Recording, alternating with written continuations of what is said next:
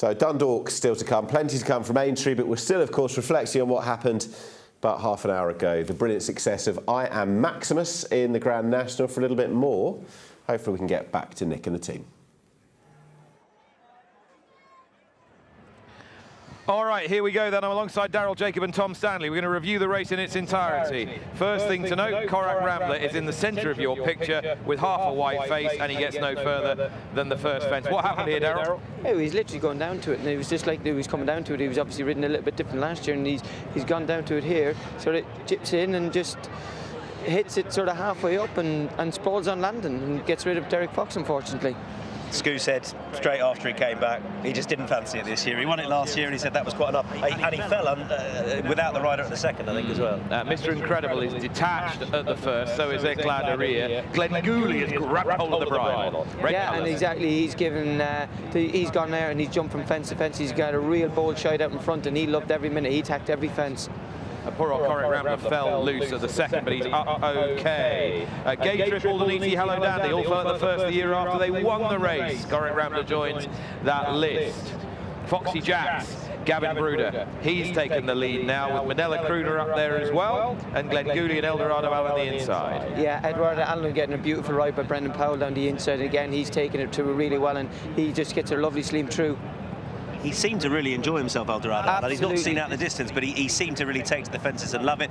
The winner has got his position there, scraping paint on the inside. Unbelievable posse. So much daylight for Townend there.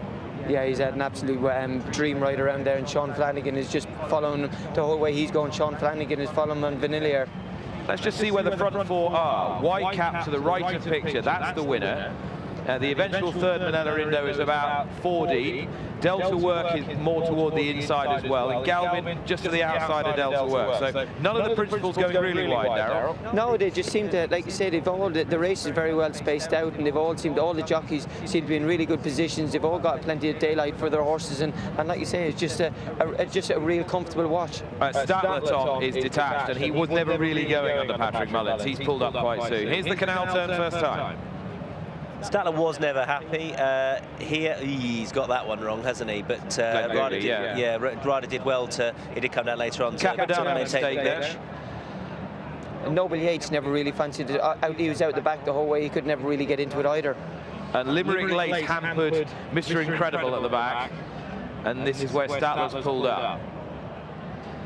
Vanillier was one at this point who was jumping around quite kindly. He seemed, I think, happy enough with his position, but as the race has progressed, he started to lose that pitch. I thought Cocoa Beach had a really nice position. Obviously, he was a lot more forward last year, but had a really good position there where he was as well, and he was jumping really nicely. Very, very kind for his jockey. Yeah, Cocoa Beach is the right of the two greys there, the first Jigginstown colours. Noble Yates, orange sleeves at the back, the winner 2 years ago. No interest whatsoever this time.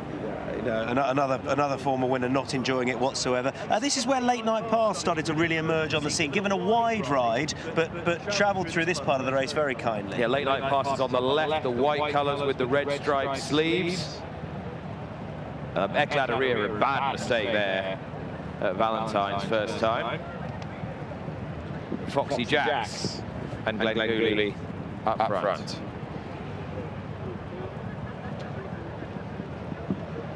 Okay, so now they begin to settle themselves down. And even at this stage, Daryl, you knew this wasn't a Grand National like you knew it. No, exactly. Like you say, all the jockeys and all the horses, they seem to be in a really nice rhythm, in a really nice position. And like you say, it was great to see so many horses and jockeys finding a nice, comfortable draw around.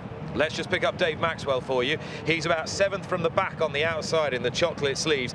Ain't That a Shame has finished 6th. He's run an unbelievable race. He really has. And question marks about whether he stayed or not last year. Well, he's definitely stayed here. He's proved more tractable throughout the race, and Dave Maxwell's had a lovely spin round on him. Rob Marsh made a bad mistake at the 13th. Highlighted for you, James Reevely did very well to sit that as we come down to the one before the one chair. Before the chair, yeah.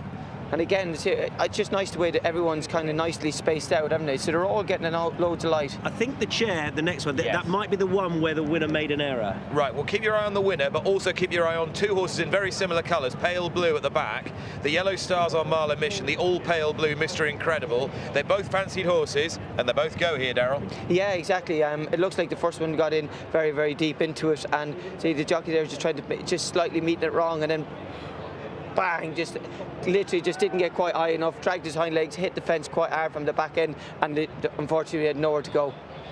And Mac Totti was quite badly hampered and was pulled up. I am Maximus there. I kept my eye on him. He did just lose a position. You know, the jumping was the one potential frailty coming into the race, and the biggest obstacle of all. He didn't get foot perfect, but here he's again back travelling nicely, shortest way around, lovely position. Minella Indo, just the 6th Gold Cup winner to make the frame in the Grand National since Golden Miller. It's a wonderful effort from Minella Indo. I thought Gina was getting a great spin off her house out wide. She had a wider passage, but watch the way this horse jumps down a whole way down this row of fences for her. She's had an unbelievable spin on her. Yeah. Why would you choose to go? We've seen last year's winner come around the inside, this year's winner go the inside. Well, what is the benefit to having your horse out that wide? Well, look, it's a straight line. You're not giving away any ground. It's a straight line down to Beach of Chase. So if you feel your horse is out there and wants a little bit of space, there's no disadvantage going wide the whole way down to Beach of Chase because it's a straight line.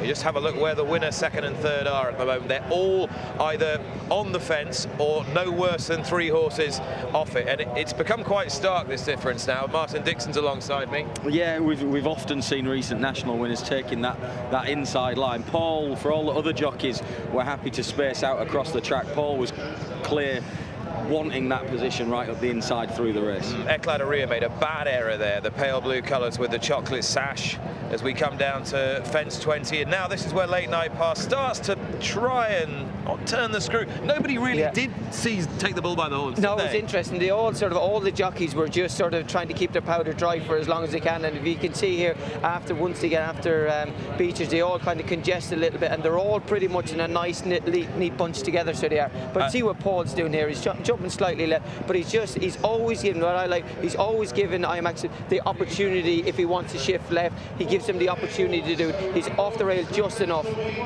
Here's Beechers. They all get over Beechers. In the back of the shot there, Mac Totti was dismounted and he's been taken for further assessment at the veterinary centre here at Aintree. Noble Yates made a bad mistake at Beechers. Yeah, and that really was game over for him. You got the impression that Harry Cobden was never too happy from this point. Brother and sister-in-law with a good chance here, because Harry Skelton's getting a lovely spin. He is, and Gina Andrews 2 to his outside. Panda Boy made a bad mistake at Foynaven, Dan. Yeah, he just looked too slow under these circumstances. You know, we've seen him finish 5th in an Irish National. Iron Maximus has made that transition, but his class was able to shine through, whereas Panda Boy, it was just a bit harder work for him. Okay, that's Farouk Delen getting detached at the back in the white cap. Whilst in the blue cap of Jigginstown, Delta Work is making stealthy headway.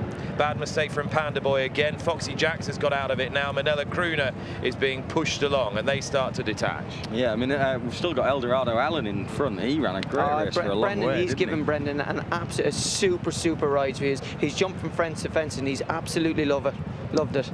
Farouk Delen's been pulled up there. Foxy Jack's detached. Noble Yates is off the bridle once again. The Goffer's making a bit of ground up on the outside. There's Warmarsh making another mistake. Yeah, another mistake. The Goffer ran a mighty race. Limerick Lay's gotten a little bit tight there, but still in there pitching, getting a nice tune out of her on her way around. Thought she was going to really finish off well, but perhaps just found it a stretch too far. Naslan made a bit of a mistake there as well. That probably did for him today.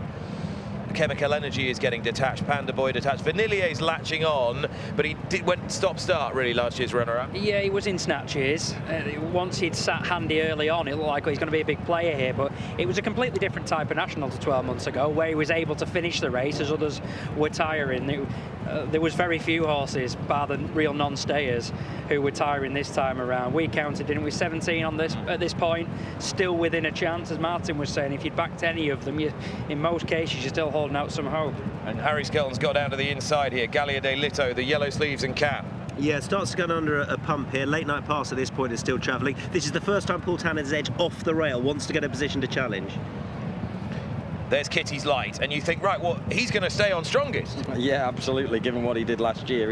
He just didn't have the same class as the others that beat him in the finish, did he? Coming down to the last, Minella Indo still travelling really well. I think Meeting of the Waters on the outside made quite a bad mistake. That was more notable on the head-on, on the overhead shots that we saw briefly than it is on those live race shots. But that did knock him back a little bit. David Maxwell sort of that distinctive style, but he's got a better finish out of this horse this year in a different type of race than Ain't That a Shame managed 12 months ago. But it is class, really outing, and it's the Grand National that we can come to expect now, Nick. But some serious resolution from the winner as well, Darryl. Look at the distance he's put between himself, hitting the line so hard. It's so different, like just the way when Paul came at the elbow, when he gave him a few thumps there, a few little cracks, the way he picked up was really, really impressive. He was a very, very comfortable winner, but I think really Paul made this horse around there. I thought Paul gave him so much confidence, and it was a masterful ride. I promise you, a masterful ride. You won the Grand National 13 years ago. I wasn't as good as Paul Howden. He's won everything else. Yeah, but he's won 4 Gold Cups now, winning most Gold Cup jockey in history. See what that means to him. It's like you say, as a jockey, it's the race from when we start riding in races. It's the race we want to be involved in, and like you say, to win the race. You know, you don't see Paul that get too animated about too many winners, but that just says it all. Where do we think he can end up? In the JP McManus Benefit Gold Cup next year, in which he's going to have 7 runners, Darryl.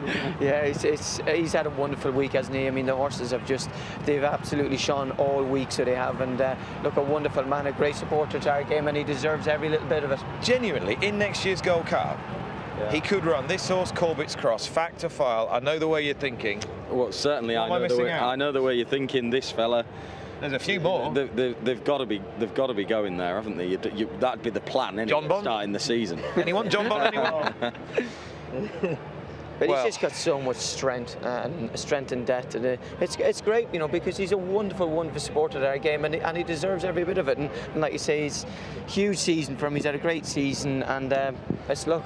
3 Grand Nationals for JP McManus, 2 Grand Nationals for Willie Mullins, 1 Grand National for Paul Townend, the winning riders with Lydia. Watch live racing now on racingtv.com.